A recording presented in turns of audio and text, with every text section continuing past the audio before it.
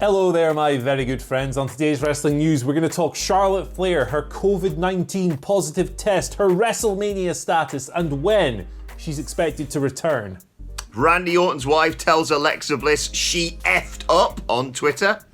We got some big WrestleMania 37 matches to run down, including big contests for Rhea Ripley, Randy Orton, The Fiend, a bunch of people. Plus a major update on WWE leaving the ThunderDome and taping the go-home episodes of Raw and SmackDown before WrestleMania. I'm Adam Wilborn. And I'm Andy Murray. And this is the news. Okay, let's kick things off by talking Charlotte Flair, who's had a lot going on in her world recently, it's safe to say. And she's revealed on Twitter now that she has tested positive for COVID-19. She did this last night, just before Raw, stating the following. I know everyone has been wondering where I've been. I tested positive and have been at home resting. Thank you for your love. So this was actually referenced on Raw in the segment with Rhea Ripley and Asuka, which we'll talk a little bit more about when we talk the WrestleMania 37 card. But Charlotte's fiance Andrade has tweeted about it as well. He says the following: 4 more days and you are clear. I hope you go back to the WrestleMania poster. So presumably Charlotte's going to be okay in a couple of days. PW Insider have reported that Charlotte is expected to return on this week's episode of SmackDown. So a swift turnaround indeed for Charlotte. Now, there's a lot of stuff going on with Charlotte at the moment. Yesterday I did a video talking about how her WrestleMania status was kind of up in the air because she'd been removed from the poster. Dave Meltzer had tried to prod WWE going, hey, WWE, what's going on here? And they just kind of avoided the issue. This certainly fits the billing as something WWE would avoid if questioned on, because it's up to the person who has tested positive to reveal that. However, there's no indication that these two things are linked. Will she be at WrestleMania? She's a big person to leave off the card, but it's kind of interesting that she's returning on SmackDown, given that she had previously challenged Asuka for a Raw Women's title match at WrestleMania. That went unanswered, but the SmackDown Women's title is tied up with Bianca Belair and Sasha Banks. So it'll be interesting to see what comes of this Charlotte appearance on Friday, if she's good to go by Friday. But all the best to her. Hope she's made a full recovery. Hope this bout with COVID wasn't too brutal as it can be. And yeah, we'll see her back on TV very soon. Yeah, obviously, first and foremost, like you say, get well soon, Charlotte. Wouldn't wish this on anyone. Having said all that, why is she appearing on SmackDown? She's a Raw superstar. She's in the Raw title picture. I would have no problem with her coming in, and as a heel, mind you, because that's what she likes playing and that's what she's best at, if she politics her way into making the Raw Women's Championship match a triple threat, I think it's the best for everyone. I'd love to see Rhea versus Asuka, but then you get the dynamic of Rhea Ripley versus Asuka with the added dynamic of the history of Asuka and Charlotte Flair and Rhea and Charlotte Flair. Rhea leaves as Raw Women's Champion. It's so easy. I assume this is the quarterly brand invitational, though, if Charlotte's going to show up on SmackDown, Andy. Wildcard rule back, I guess. Just, what's the point of even saying these rules if she can pop up? Obviously, WWE want her to return to TV as quickly as possible, but appearing on the wrong show just only reinforces people's complaints about, like, well, there's a certain level of people who can not get away with, but can do anything, even breaking WWE's own internal rules. Not Charlotte Flair's fault, of course, but yeah, it's preposterous that she would show up on the blue brand, and if she goes anywhere near that sodding SmackDown Women's Championship title picture, that's big problems for the blue brand. Big problems. But speaking of the red brand, let's talk a little bit about Randy Orton Fiend. More on that in a second. But off the back of Fastlane last night, Kim Orton, Randy Orton's other half, had a warning she wanted to send to one Alexa Bliss. Of course, Alexa Bliss defeated Randy Orton. Clean pinfall victory over Orton after using fire, trying to Truman show him with a lighting rig. Not quite getting all of the fireball, as Byron Saxton calls, and then summoning her undead boyfriend, I think. I don't know what the relationship specifically is.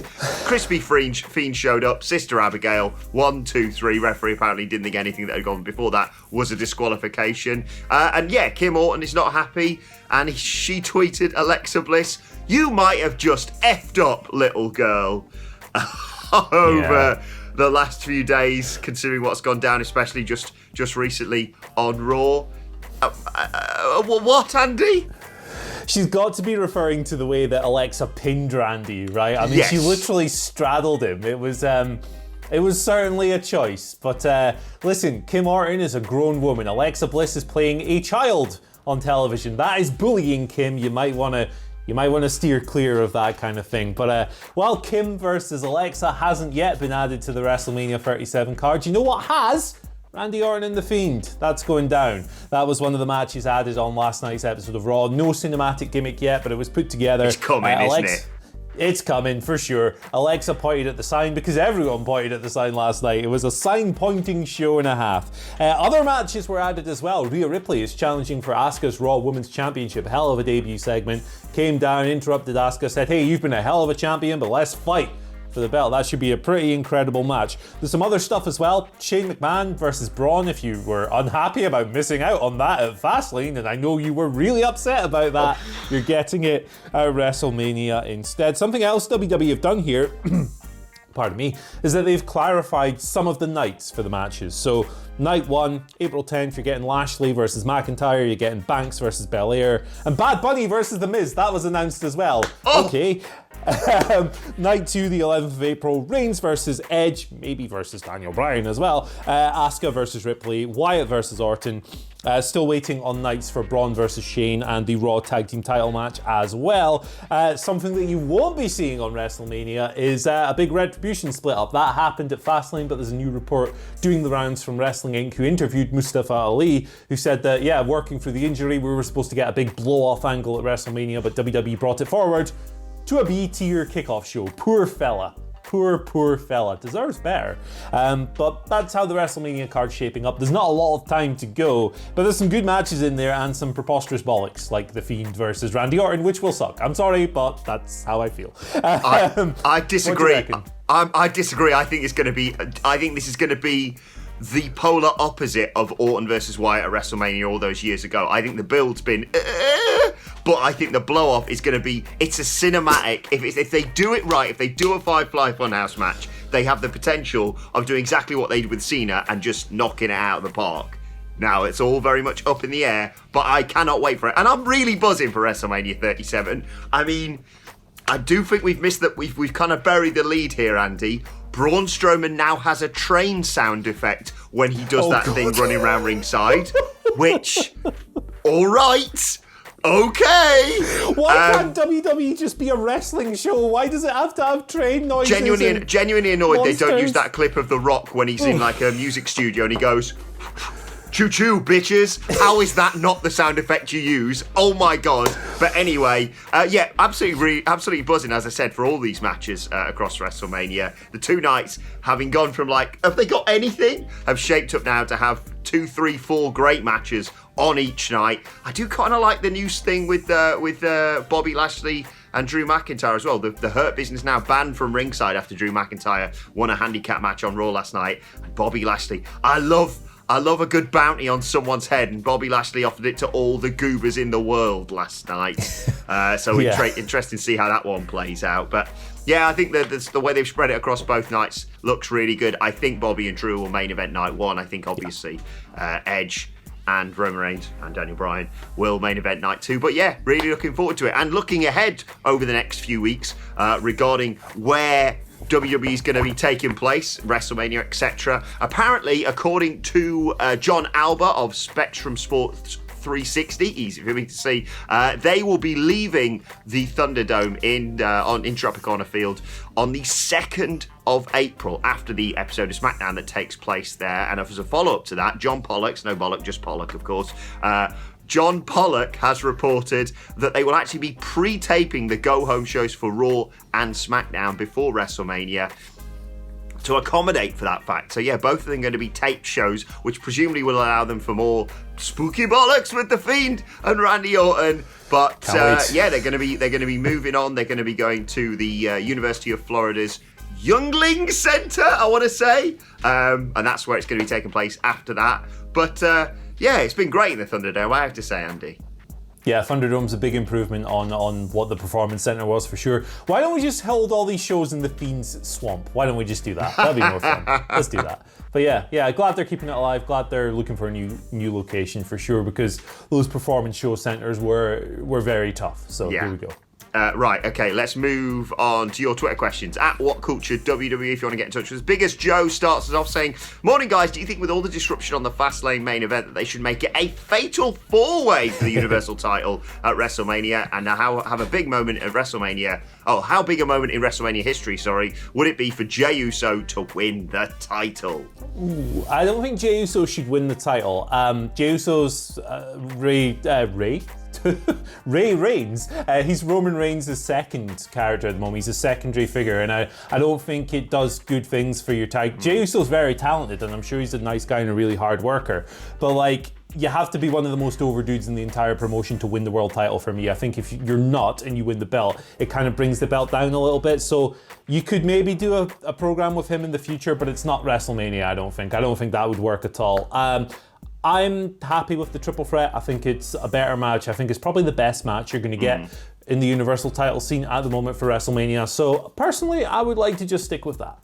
Yeah, and I think there's now more of a chance that the title may change hands, because I can easily see Bryan pinning Edge and Roman Reigns blowing his top when he loses the title without getting pinned. But yeah, I think that's the best way. I do understand why you'd suggest a fatal four-way, but I think a triple threat is more than enough and the right way to go off the back of what happened at Fastlane. Mako Titan gives us our second question of the day, saying, with WWE having fans back in attendance for the first time in over a year at WrestleMania, I started to wonder how the fans will react to Reigns' heel turn. We were always supposed to cheer him as a face, but will he get the heat as a heel now, Andy Murray? I think he will, actually. Early in this turn, I would have maybe said no, when he was still the big dominant dude who just kicks everyone's ass. Roman Reigns is still awesome, still really into this heel act, but it's changed. His gimmick has changed a little bit. He's not that big, awesome, dominant, ass-kicking dude. He's a coward. That's his gimmick. He's a chicken SHIT heel now who stacks the odds against his opponents, uses interference, and takes every shortcut in the book. That's, to me, unless it's like Ric Flair in the Carolinas, that's not really something you cheer for. So I don't think it'll happen. I think Reigns is really great. Don't get me wrong. I think he's awesome. And there's a chance people might go, yeah, Roman, this is cool. Let's do this. But I think with the change of the act, which has been very clever now that he's a total coward and that's his character and it's really good, I think he'll get booed.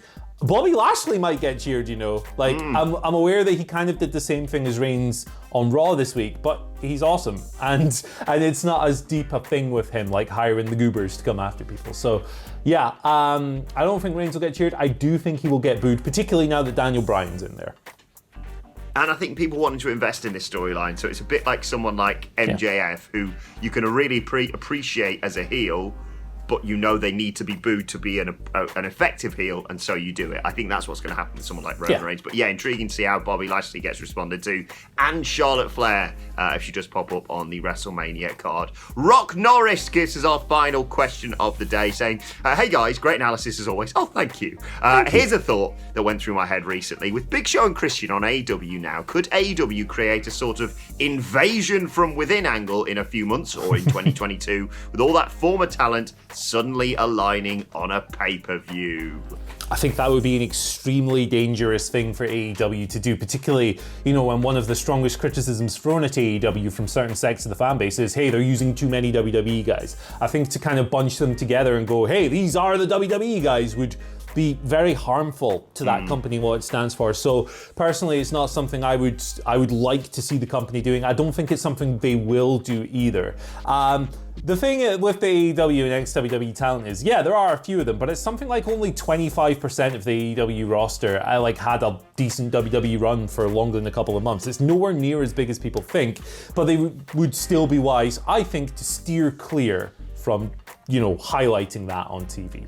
Yes, and I think in terms of stables, they've already got a brilliant one in the Pinnacle and the Inner Circle, of course, and the Dark Order. And I could keep going, let's be honest. And I think if they want to do an invasion angle, they've got a lot of other companies they're already working with who could try and invade AEW. I'm thinking of Impact Wrestling, New Japan, etc. So yeah, I don't see that happening, but I can see why you may well think that. Yeah. Right, let's move on to today's and finally, mainly directed at our UK viewers. This American viewers, if you are disappointed, just remember you get to watch all the wrestling at a reasonable time, not a sodding 2 a.m. in the morning like we have to suffer here in the UK. So if you're a UK fan of WhatCulture Wrestling, check out topropebrewing.com and the WhatCulture WrestleMania Survival Crate. 45 quid all in for 12 amazing craft beers. If you know your craft beer, you know that is an absolute bargain. There are themed ones for the likes of Roman Reigns, Edge.